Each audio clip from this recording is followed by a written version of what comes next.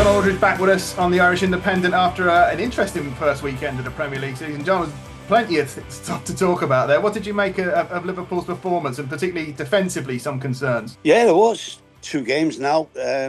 Conceded 4 goals. We got ourselves out of a little bit of a tricky dilemma on Friday night. Showed a lot of character doing so, I have to say. Maybe a tiny bit of luck at the end, but yeah, got the 3 points, but it's not ideal. I think the midfield is a little bit of a problem. We're a bit too open. The 2 centre-backs look a little bit all over the place, to be quite honest. But to be fair to them, they didn't have a lot of protection. You know, Bournemouth are a good team, a lot of pace, like Palace.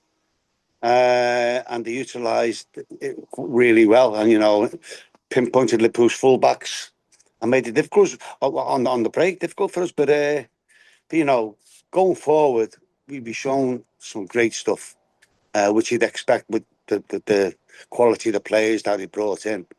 But there's a lot of work to do. I'm thinking, you know, from Friday to Monday, that's a good 9 days they can work on the training pitch defensively, because it'll look after itself, in my opinion, going forward. Just defending is some of the basic defending, and I think Jamie hit on it in Sky apparently.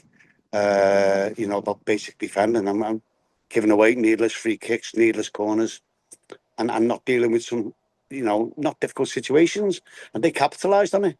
I think Carragher's thought was that the 2 fullbacks were in the penalty box when Liverpool were 3-1 up, or you know, when they were 2-1 up. Sorry, so it was almost like they were too ambitious in a way. Yeah. No, I totally agree. You know, you've got to see games out. You don't give teams opportunities to counter-attack you when you're leading the game. It's okay trying to get the 3rd goal and, you know, put it out of sight, but you've got to be right at the back, and that is just elementary, basic defending. You know, when we played in our day, the left. Say Robbo went forward, then your right back comes in with your 2 centre-halves, and you've got a sitter, Gravenberch. So you're solid if you're leading the game, and vice versa. Frimpong goes in, Robinson or Kirkus comes around, and you've got your 3 at the back and 1 in front. That's just elementary football defending. And to do that when we were leading, it was kamikaze, to be quite honest. Yeah. They won't get away with that away at Newcastle? No, Arsenal at home? No. Well, certainly Arsenal. No, not a chance. You won't know. No.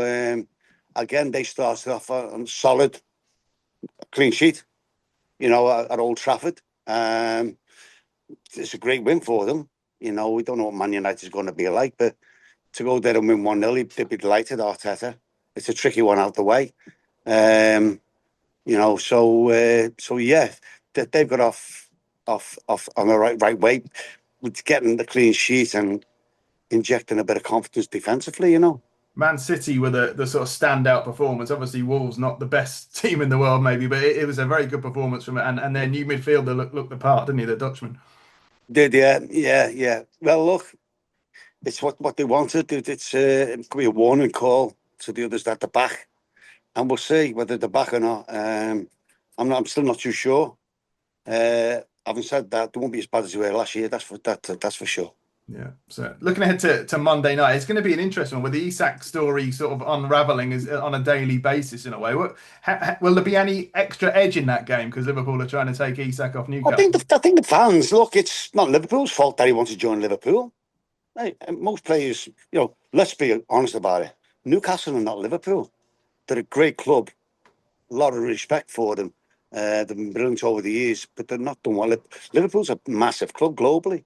And, you know, probably or hopefully in the running for honours, and he wants to leave for Liverpool. Of course he does. What's gone on between him and the club last year, it's got nothing to do with Liverpool Football Club. You know, the fact that he wants to join Liverpool, most players in the world footballers want to join Liverpool or a top club like Liverpool, Real Madrid or such. So, yeah, it's a difficult one. But the owners, I know they're from the Middle East, but they're not doing themselves any favours in my mind. You know, I think we hit on it last week. If a player wants to go on from Liverpool, and we've had great players, they've always said, "There's the door, close it behind you, and get what you can from him." You can't. 2 wrongs don't make a right, or whatever he's been promised. there's got to be an ending to it because they can't keep it going. Yeah. It won't go away. It'll fester. You put like putting something under the carpet. It'll go rotten and it'll smell. We used to say in football, you've got to clean it out and get rid and move on. The way he's doing it, he's getting criticised for. Is that the way football is now? It's social media, isn't it? Social media. But this has gone on long before Isak. This has got. I know players. I played with players forced moves to other clubs. You forced moves upon them. And I'm from Liverpool, Mascherano in particular, and Suarez and Torres and other players that left us. So it's not just them. It's probably the first time it's happened to Newcastle for a long time, and they've just got to bite the bullet, and deal with it in a manner that they should. He'll end up at Liverpool, won't he? They're playing hardball, but as I said, no one's going to benefit. They need a striker. If he's got a strike and he's not going to play, they are not going to score many goals this year. They've got to go out, not just one, maybe two. And they've got to see that. And whoever's about now, they've got to go out. And I think that's what will happen eventually, hopefully, for the sake of Isak, is they'll get a very good player, and then they've got to move on and they'll sell him and they'll go and get someone else. They have to. Monday night, your thoughts? It's going to be the first big test, probably. Friday night proved to be a test, but this is a real tricky one, isn't it? Yeah, it's away from home. Yeah. Look, everyone who plays Liverpool is going to be a test for them. But you go to places like Newcastle. It was a great game there last year, 3-3, and it shows great passion, great atmosphere, and they're the games as a player you enjoy, you look forward to. And it's got a bit of spice, obviously. And again, it's not for Liverpool's fault, Isaac. But, it's spiced up because of the situation with it. Last one for this week. Mo Salah voted PFA Player of the Year again. It's the third time he's won it. No one's ever won it 3 times. And yet we don't really put Salah in the same sort of breath as the Henrys and the Shearers and all the great Premier League players. Does he deserve to be right there now?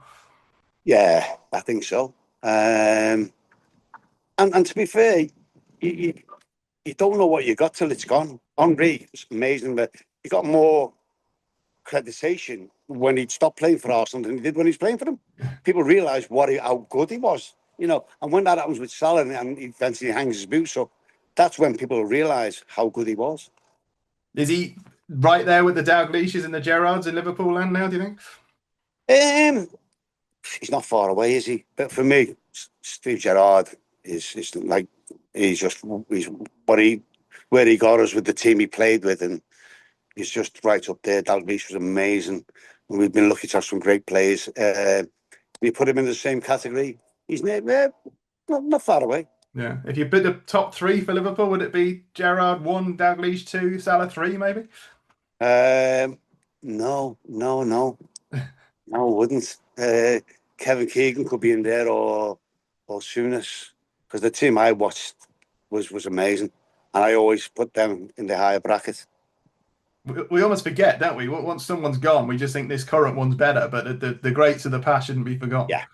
Oh, yeah, well, I don't, because, I've got the love for Liverpool because of these players of the 60s. Roger Hunt, who's I absolutely adored. He's right up there, and he'd even go further back to Billy Liddell, Ian Callaghan.